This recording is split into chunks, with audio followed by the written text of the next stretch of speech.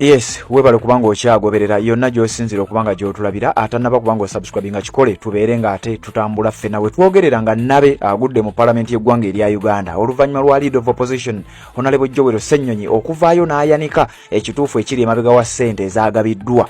Jukira emabega kaawo twakuwadde amawulire nti ababaka ba palamenti naddala aba NRM n'abamu ku be balonze mu ludda oluvuganya bano bagambye okuba nti baafunye buli mubaka emiliyoni 10 nga ssente zino kaabadde kasiimo oluvannyuma lw'okuba nti bano be baakozesebwa ne baba nga baayisa kye twayita controversial coffee bill etteeka ly'emmwanyi eryayita gye buvuddeko era gwazaatugoberera nkakasa kino wakimanya bulungi nnyo. Kakati obukadde buno 10 kigambibwa nti bwabadde bwa mirimu ebiri. Ekisooka kaabadde kasiimo akawereddwa ababaka bano okulaba nti baasobola okuyisa kye tuyise controversial coffee bill. Ate mu ngeri y'emu ssente zino obukadde 10 zawereddwa ababaka olw'ensonga nti waliwo era ensonga endala egenda okuleetebwa ku flow eya palamenti y'eggwanga erya Uganda. Kakati wuliriza mukutu gwa Red Zone Media bw'oba tunnaba kubanga osubscribinga kikole tubeere nga tutambula ffenna bino bye byaggazaawo oba bye byatwaza omukutu gwaffe naye tukyagenda mu maaso n'okubanga tubikuwa. Wakati w'ennaku z'omwezi nga 15 n'ennaku z'omwezi nga 17 omwezi guno gwennyini ogwokuna wiiki ejja kye bayita the Uganda People's Defence Forces Amendment Bill 2025 egenda kubanga etebolingibwa ku flow eya palamenti y'eggwanga erya Uganda. Wabula egenda kubanga etebolingibwa ani? Omukyala leader of government business mu palamenti y'eggwanga erya Uganda erongoyo si mulala bamuyita Robina Nabbanja agenda kubeera nga atebolinga ensonga eno okulaba nga kooti ey'amagye oba kye tuyita General Court Martial egenda mu maaso n'okusigala ng'ewozesa abantu ba bulijjo. Jjukira emabega kaawo ozenga olaba bambi ba civilian nga basimbibwa mu kooti ey'amagye ate nga kooti eno yatandika si kooti katandika nga kyoyinza okuyita tribunal nga bano bawozesa oba nga bakwasisa empisa bannamagye abaalinga basiiwusa empisa. Kati oluvannyuma lw'okubeera nti kano akakiiko ak'amagye kano akali kakwasisa empisa kano kennyini kenjogerako nga bagamba nti kakko ebiragiro bye katambulirako biragiro bya mukama waabwe amanyiddwa nga General Yoweri Kaguta Museveni. Kakati wuliriza akakiiko kano nga kakulemberwa Brigadier General Robert Freeman Mugabe oluvannyuma lw'okubeera nti kakola bulungi nnyo omulimu gwa mukama waabwe era ng'omukulu ono aexecutinga bulungi nnyo emirimu gya mukama we General Yoweri Kaguta Museveni. Baatuuka ne bakiraba nti n'abamu ku bannabyabufuzi bano be tuba tukutte newankubadde nga si bannamagye tubeere nga tuba tuwaleeyo olw'ensonga nti zino kooti za bulijjo zisobola okugoberera amateeka ne bagenda babata ate ng'abantu abo bwe banaabata ba mugaso nnyo eri society era bayinza okubako kye bakola ekiri against gavumenti yaffe. Kakati wuliriza bulungi nnyo kati gye buvuddeko amawulire twagakuwera gaafuluma nti ababaka ba palamenti mu kye baayise cash bonanza ey'omulundi omulala. Jjukirira mu palamenti naddala mu biseera nga tunatera okuyingira akalulu watera okubaawo ssente eziyisibwa. Emabega kaawo wawulira kooti enkulu ng'etudde ng'eragidde nti General Court Martial ebeere ng'evaawo akasente ne katandika okuba nga kasaasaanyizibwa.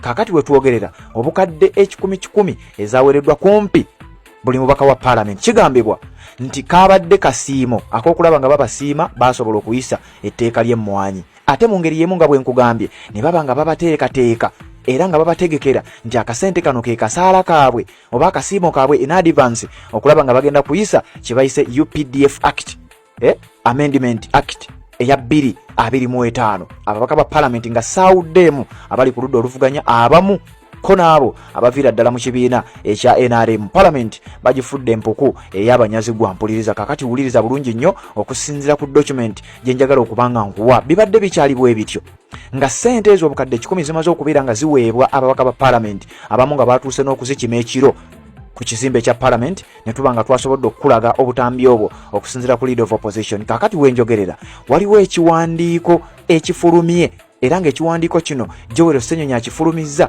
n'agenda ku mukutu gwe n'aba nga akiteekayo. Kakati kyenjagala okuba nga nkuyitiratiramu ogende mu maaso n'okuba nga otegeera ensonga nga bw'egenda okuba nga etambula era abakulu bano bateekerateekera ky'eggwanga. Wuliriza bulungi nnyo ate tubeere nga tutambula. Teweewuuza lwaki emiliyoni 10 zaagabiddwa. Ekiwandiiko ekyo ky'olaba kiteekeddwa ku mukutu gwa Joel Ssenyonyi ono nga Leader of Opposition ate nga ye mwogezi omutongole ow'ekibiina ekya National Unity Platform. Wulira bw'agambye mu kiwandiiko kino nga sinaba kubanga nkikuwa ngenda kusooka kuwa statement gy'ataddeyo. Agambye bw'ati: Now that they have nicely set the stage for members, the amendment to the UPDF Act is scheduled to be brought to Parliament next week. Wuliriza nti nga bamaze okuteekateeka n'okutegeka stage eri ababaka ba palamenti bana batakyali mu nsa.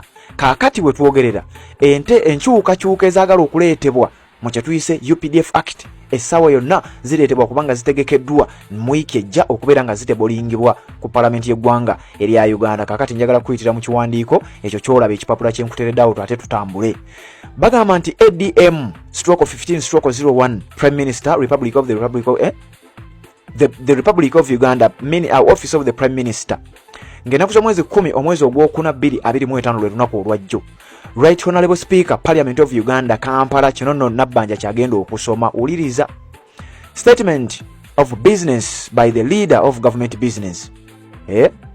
Rule 28 of the rules of procedure requires the leader of government business to make a statement in the House regarding the government business of the succeeding week.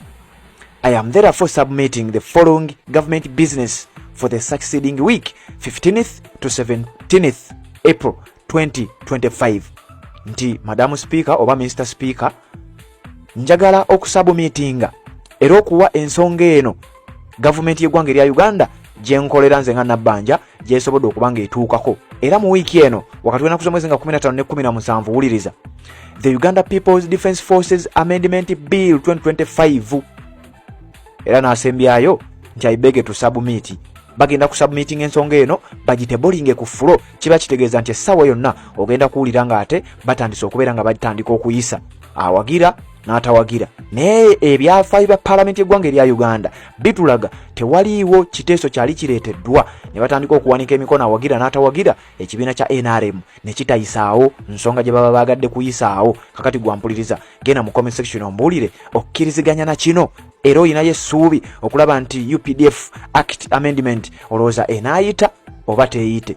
Kooti ey'amagye jukira bakawangamula kooti ensukulu mu ggwanga erya Uganda oba kye tuyita Supreme Court yavaayo neetegeeza tekyamagima General Court Martial eriwo mu bumenyi bw'amateeka era tekkirizibwa kubeera nga ewozesa ba civilian wabula abasajja baagenda mu maaso n'okuba nga bakyakola kino. Kakati we twogerera ensonga bagikubye ku fulo ya parliament era ennaku z'omwezi nga 15 ne 17 wiiki ejja ogenda kuba nga ogiwulira. Genda mu comment section ombuulire olowooza ababaka bo banaasobola okugiyisa naye teweerabira nti bano ababaka bennyini be baagabiddwa era be baaweereddwa obukadde 10,000 newankubadde nga waliwo abaasayininze ku kiwandiiko ekiwakanya kigambibwa nti era bino bizzenga bikolebwa.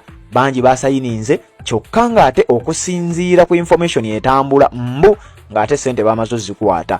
Era kigambibwa nti wetwogerera General Yoweri Kaguta Museveni ye wetwogerera asekera mu kikonde oluvannyuma lw'okuba nti ye kasita yamaze okubawa akasente era kasita yamaze okuba nga akatebolinga ku mmeeza y'ababaka bano abataasobodde kubeera nga bakagaana newankubadde nga abaakagaanye abatono ennyo baasobodde okuba nga bakagaana. Wabula kigambibwa nti Joel Ssenyonyi ayolekedde olusozi Gambalagala okukunga n'okumubilizinga ababaka b'oludda oluvuganya okulaba nga basimba Nakakongo okulaba nga ekintu kino tekiyita kubanga singa kiyita kitegeeza bajja kuba basobola okukwata omuntu wa bulijjo gwampuliriza yonna gy'oli ku musango gwonna gw'okoze bakuteekeko kye bakutaddeko bakusimbe mu kooti ey'amagye nga kooti eno nkugambye ekulembera omusajja mukulu akyasinze okuwuliriza ebiragiro bya General Yoweri Kaguta Museveni bamuyita Brigadier General Robert Freeman Mugabe oyo gw'olaba mu kifaananyi. Njagala okutegeeza nti omukulu oyo yakwasaganya kooti eyo. Kakati kigambibwa oba kirowoozebwa nti singa bino biyita mu parliament ate singa bituuka ku fulo njagala okutegeeza nti bijja kuyita kubanga ababaka b'oludda oluvuganya kino nkyogera nga Sebamulidde Patrick ku mukutu ogwa Red Zone Media kubanga yino ensonga lwaki baloopa emikutu gyaffe. Wuliriza.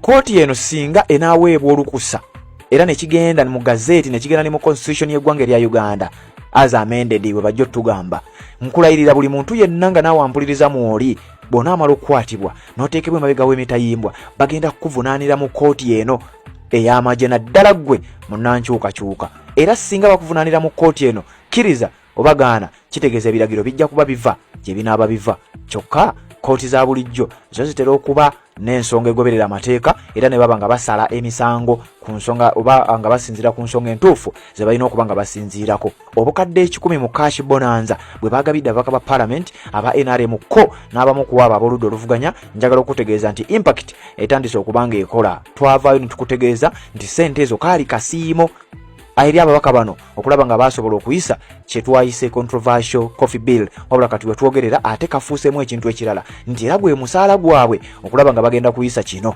bw'oba osobola kubira ku mubakawo njagala gende mu comment section ombuulire oba kino nkikole oba sikikola. Nteekateeka okuleeta ennamba z'amasimu eza buli mubaka wa parliament naddala gwe gw'oyinako obuyinza.